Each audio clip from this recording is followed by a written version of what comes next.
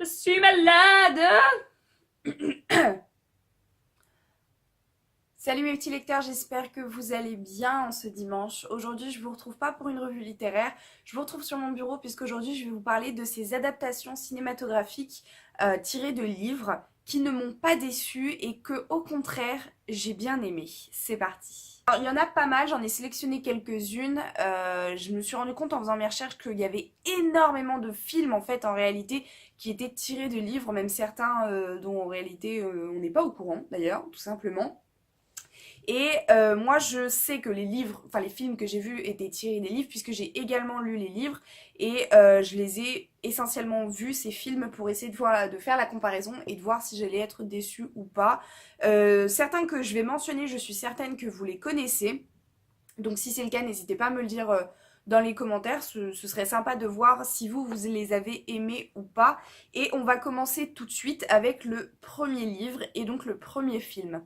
Le premier livre et donc le premier film, vous les connaissez puisque je vous en ai déjà parlé. J'ai l'impression que je vous parle tout le temps de ce livre, je sais pas trop pourquoi, mais je vous en ai parlé dans une revue puisque j'ai fait la revue de ce livre, c'est La fille du train et je vous ai dit dans ce livre, enfin dans cette vidéo que il avait été adapté en film. Et j'ai donc vu le film tiré de ce livre. Je vous mets la couverture du livre là et la couverture du film ici. C'est le même titre et je sais que le film a été publié, enfin diffusé en 2016 je crois. Je vérifie. Oui, c'est ça, il est sorti en 2016, il a été réalisé par Tate Taylor et racheté, enfin les droits ont été rachetés donc par DreamWorks. Et sincèrement, j'ai adoré la version film. Honnêtement, je l'ai trouvée vraiment très bien faite. Vu que j'avais lu le livre peu de temps avant, c'était facile pour moi de comparer les deux. Et je n'ai pas trouvé de choses trop perturbantes, trop de différences entre les deux. Je trouve au contraire même que les personnages, enfin les acteurs qui incarnent les personnages sont très très bien choisis. Emily Blunt, il me semble que c'est elle, celle qui joue le rôle du personnage principal dans La fille du train. Je vous mettrai sa photo juste là. Elle la joue à merveille. Sincèrement, je ne pensais pas qu'une autre actrice pouvait incarner ce rôle-là. Sincèrement, ça lui va à merveille. Alors, je ne sais pas si c'est un compliment ou pas, mais en tout cas, c'est un film vraiment que je vous conseille, même au-delà du livre. C'est vraiment un très bon film. Alors, le deuxième film et livre dont je vais vous parler, vous les connaissez évidemment puisque ça a fait un buzz monumental, c'est la série 50 nuances de Grey. Alors, j'ai lu les 3 tomes, j'ai aimé les 3 tomes, hein, sinon je ne les aurais pas lus. Et quand j'ai appris qu'il y avait avoir une adaptation cinématographique, j'ai foncé voir le premier film et du coup, franchement, sincèrement, je l'ai bien aimé. Je sais qu'il y a des différences clairement dans le film. Par exemple, dans le livre, il me semble que Christian vous voit Anastasia au tout début, alors que dans le film, clairement, il la tutoie, hein, il s'en fiche littéralement. Ça peut être perturbant, mais si on fait abstraction de ces deux, trois petits détails-là, sincèrement, je trouve que c'est une bonne adaptation. Alors oui, évidemment, toutes les scènes de sexe sont édulcorées, rien n'est montré dans le film, ça a fait énormément jaser, mais après, il faut se dire que quand on va au cinéma, on va pas au cinéma pour voir un film de cul, on va au cinéma pour voir un véritable film, sinon aller sur des sites porno et nous faites pas chier en fait, tout simplement. Donc là, c'est véritablement un film et puis je ne pense pas que les acteurs auraient accepté de signer pour ce film s'ils savaient que leur partie génitale allait être exposée à des milliards de personnes. Voilà. Donc bref, en gros, juste pour résumer, je trouve sincèrement que c'est une bonne adaptation. J'ai également vu le deuxième, j'ai pas encore vu le troisième, mais ça ne saurait tarder. Je sais que c'est un sujet assez polémique parce qu'il y en a beaucoup qui trouvent que ça a été tronqué, que il a été mal adapté, etc. Mais c'est pas mon cas, sincèrement, je trouve que il aurait pu être mieux adapté, évidemment, mais sincèrement, il aurait pu être 3 fois pire, quoi. Troisième film et livre, je vous en ai parlé dans une de mes précédentes vidéos, celle qui traitait des livres qui m'ont marqué. Je vous ai parlé du livre de Sophie Kinsella qui est Confession d'une accro d'une shopping, j'ai bugué. Et donc en fait, je vous ai dit qu'il y avait un film également à ce nom, adaptation du livre, et il est vraiment très très bien. Sincèrement, je l'ai vraiment beaucoup aimé. Il est sorti en 2009. par le réalisateur P.J. Hogan. Et franchement, sincèrement, il est très très bien. Je l'ai vu il y a assez longtemps, donc je saurais pas dire s'il est véritablement fidèle au livre.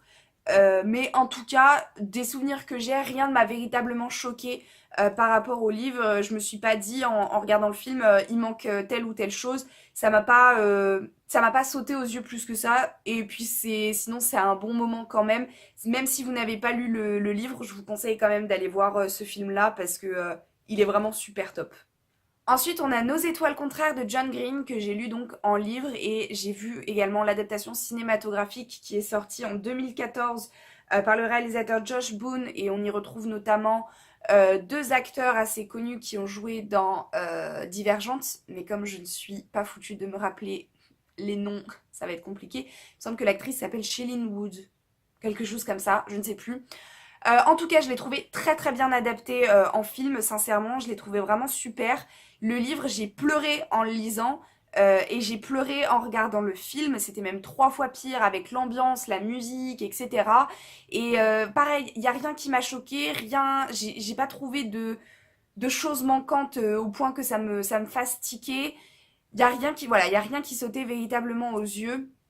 Les personnages, je les ai trouvés assez bien incarnés par les acteurs. Voilà, je vous conseille aussi sincèrement ce film. De toute façon, tous les films dont je vais vous parler, évidemment, je les aime, donc je vais vous les conseiller même sans avoir lu le livre. Mais en tout cas, pour moi, c'est une bonne adaptation. Face à un livre qui a eu moult et moult adaptations, c'est Orgueil et préjugés de Jane Austen. C'est sûrement, je crois, mon livre préféré du monde entier. J'adore l'histoire. Moi, les histoires d'amour où les deux personnages se détestent au premier abord, sincèrement, c'est les histoires d'amour que je préfère. Alors ne me demandez pas pourquoi parce que je saurais sincèrement pas pourquoi, mais en tout cas c'est l'une des histoires d'amour que je préfère et du coup j'ai adoré hein, Orgueil et préjugés. Il y a eu donc beaucoup d'adaptations, il y a eu des séries, des mini-séries, il y a eu des films, notamment un en 1940 il me semble.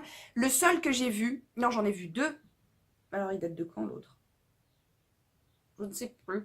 J'en ai vu un où il y avait Colin Firth qui jouait le rôle de Monsieur Darcy, mais je sais plus du tout en quelle année il a été diffusé. En tout cas, c'est un très très bon film, sincèrement. Euh, on y retrouve l'amour de Orgueil et préjugés et je l'ai vraiment adoré. Celui que j'ai préféré, parce qu'il est beaucoup plus moderne, c'est celui qui est sorti en 2005 par Joe Wright et notamment avec l'actrice pardon, de Keira Knightley qui joue le rôle d'Elizabeth. Pour celui qui joue Monsieur Darcy, je ne sais plus comment il s'appelle, je vous mettrai une photo quelque part.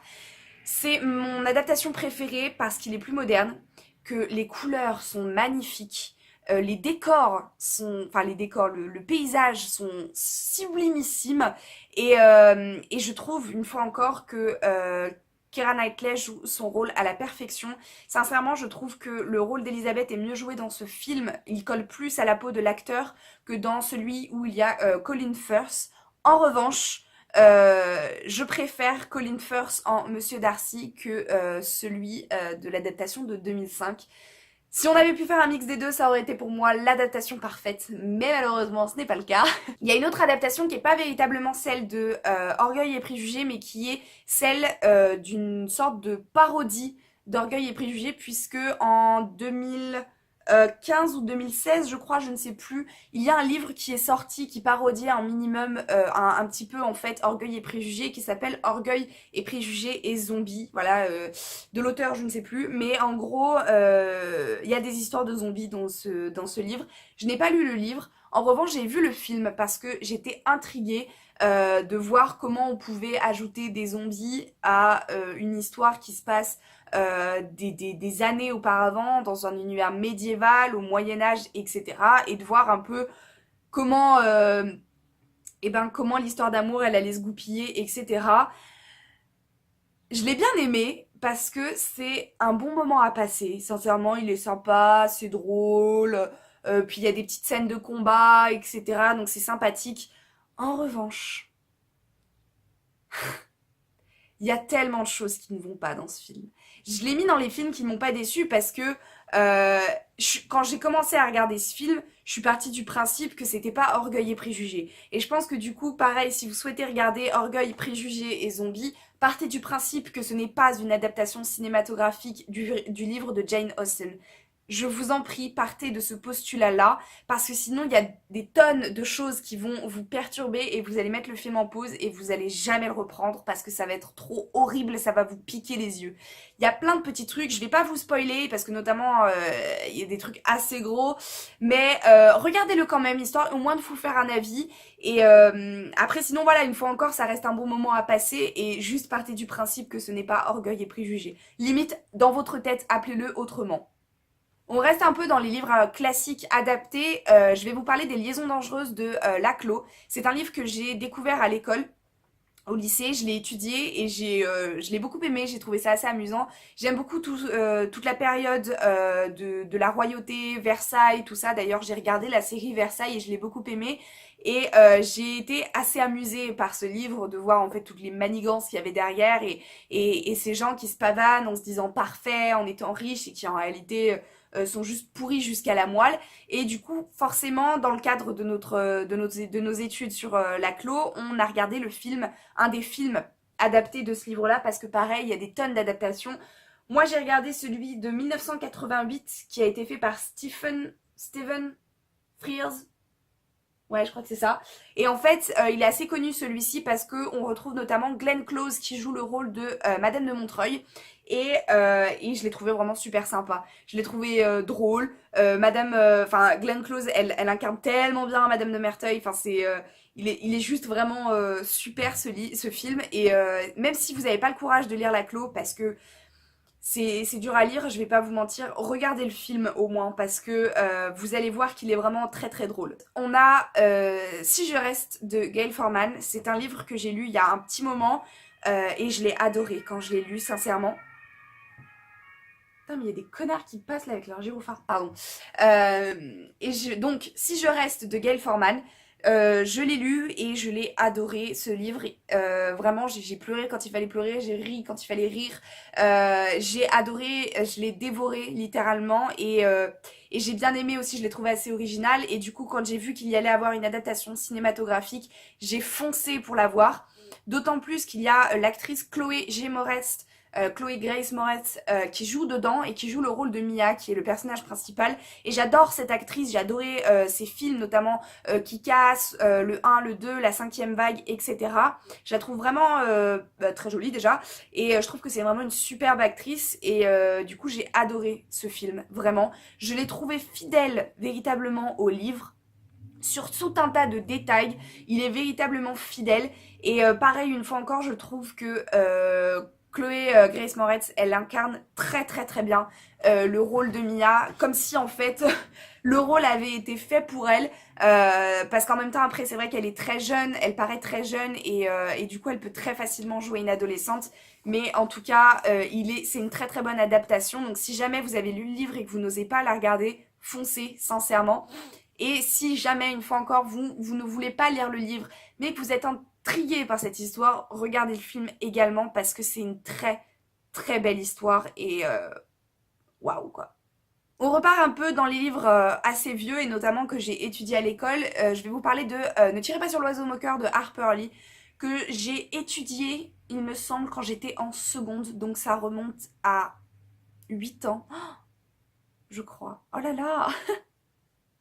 C'est horrible de se dire que ça fait 8 ans, mais je l'ai lu et je l'ai adoré une fois encore. C'est une histoire de ségrégation à peu près et pour vous résumer un peu le truc, c'est une histoire qui à l'époque faisait du bruit, on va dire ça comme ça. Et forcément, en étudiant ce livre, j'ai également dû regarder l'adaptation cinématographique comme pour la Clos. Et on a regardé celle de 1962 qui n'a pas le même nom par contre que Ne tirez pas sur l'oiseau moqueur. En français, il s'appelle Du silence et des ombres, alors qu'en anglais, il s'appelle encore To Kill a Mockingbird. En tout cas, c'est un film qui est vraiment super à voir et qui par contre, je crois que c'est l'adaptation cinématographique la plus fidèle à un livre que j'ai pu voir de toute ma vie. Il est en noir et blanc, donc si jamais ça vous perturbe ce genre de film, bah essayez quand même, mais bon, ça reste à éviter. Mais en tout cas, il est vraiment hyper bien adapté et l'auteur Harper Lee est allée sur les lieux du tournage pendant qu'il tournait le film et en fait elle a été elle-même étonnée par les décors parce que rien n'est tourné à l'extérieur, tous les décors ont été construits et tout a été tourné en studio et elle a été étonnée de voir à quel point c'était fidèle à son livre. Elle s'est dit, elle a même dit au réalisateur, j'ai l'impression de me retrouver dans la ville du livre, c'est incroyable. Donc c'est pour vous dire à quel point c'est quand même un film très très bien adapté du livre. Donc si vous avez lu le livre, foncez voir ce film parce qu'il est vraiment extrêmement bien fait. Toujours dans les films de classique, on part sur La Princesse de Clèves de Madame de Lafayette. C'est un livre que j'ai pas trop aimé en le lisant, je vais vous avouer que sincèrement, l'histoire m'a pas trop plu, j'ai trouvé ça gnangnan au possible, j'ai pas trop aimé la plume de Lafayette. Voilà, clairement l'histoire, enfin le livre ne m'a pas plu plus que ça.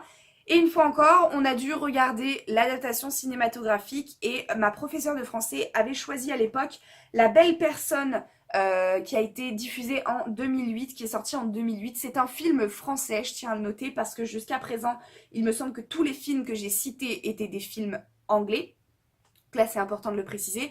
Donc La Belle Personne, c'est une sorte d'adaptation moderne de La Princesse de Clèves. On prend plus ou moins les grandes lignes de l'histoire et on y met de nos jours avec des adolescents, des lycéens. Et je l'ai trouvé, je sais pas, j'ai accroché véritablement à ce film. J'ai beaucoup aimé l'actrice qui a joué le rôle principal, qui a joué le rôle du personnage principal, j'arrive plus à parler, donc qui est Léa Seydoux, qui joue le rôle de Junie. Et je sais pas, c'est étrange ce sentiment que j'ai eu.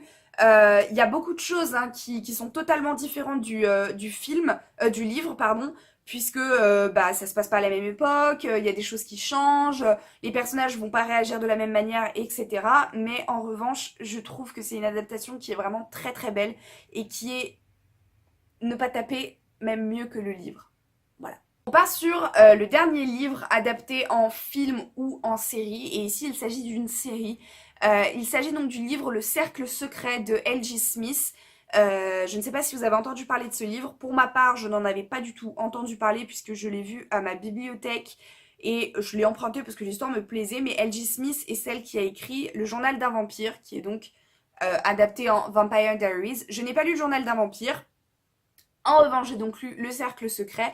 Et quand j'ai vu qu'il allait être adapté en série, et ben j'ai décidé de regarder la série. Malheureusement, entre-temps, ils ont arrêté la série, ce que j'ai trouvé dommage, parce que la série, elle avait énormément de potentiel. Sincèrement, je l'ai trouvée super sympa. Alors, il faut faire attention parce que il me semble que la première saison de la série, qui est donc la seule saison qui existe, elle regroupe les 3 premiers tomes, il me semble que c'est ça, de la série Le Cercle Secret en livre. Du coup, si vous n'avez pas lu jusqu'au 3e tome, vous allez vous faire spoiler à donf. Mais vraiment, clairement, ils ne prennent pas de pincettes parce qu'ils font des raccourcis énormes. Par contre, au niveau des acteurs, il y a des acteurs qui sont connus comme notamment, comment elle s'appelle, Brittany Robertson, qui est la petite copine de Dylan O'Brien. Brittany Robertson a joué dans la série Le Dôme. Et on a aussi notamment Phoebe Tonkin qui joue le rôle de Faye Chamberlain et qui a joué dans Vampire Diaries, qui joue encore, il me semble d'ailleurs, dans Vampire Diaries, je ne sais plus. Brittany Robertson, elle joue Cassie Blake, qui est donc le personnage principal et du livre et de la série. Et j'ai été assez étonnée de voir une blonde, en fait, incarner le rôle de Cassie Blake. Parce que, je sais pas, pour moi, elle était brune. Alors après, peut-être que je me trompe et que clairement, en fait, elle était clairement blonde et c'était précisé dans le livre, je sais même plus. Mais moi, je la voyais brune. Alors, me demandez pas pourquoi. Alors après avoir vérifié en faisant quelques petites recherches, Cassie est bel et bien brune dans le livre alors qu'elle est incarnée par une actrice blonde. D'ailleurs, Diana est également blonde dans le livre, d'un blond très clair alors qu'elle est incarnée par une actrice brune. Pas de choses qui m'ont choqué plus que ça. Pas de gros anachronismes, pas de gros problèmes de manquement au niveau des personnages ou quoi que ce soit. Non, ça avait franchement pas l'air. Donc c'est pour ça que je trouve que c'est une assez bonne adaptation, mais j'ai trouvé ça tellement dommage qu'il l'ait arrêté. Tellement dommage. Et bah sur ce, cette petite vidéo est terminée. J'espère que ça vous a plu. J'espère qu'il n'y avait pas trop de lumière par contre, parce que il me semble que quand j'ai commencé à tourner, le soleil donnait pile poil sur ma gueule. Ouais. Mais voilà, j'espère en tout cas que ça vous a plu. Et si voilà, il y a des films que vous aviez envie de regarder, pardon, et que vous n'osiez pas, peut-être que ça vous a donné envie de foncer et de les regarder. En tout cas, moi, je vous ai pas menti, hein, tous les films que je vous ai cités juste là, je les ai vraiment adorés. Même la série The Secret Circle. En tout cas, voilà, c'est vraiment des bonnes adaptations. Donc, comme quoi, on n'est pas obligé de massacrer les livres hein, quand on décide de les adapter en film. Ce n'est pas une obligation. Bref, j'espère quand même que ça vous a plu. Sur ce, je vous fais plein de bisous. Je vous dis à bientôt dans une nouvelle vidéo. Ciao mes petits lecteurs.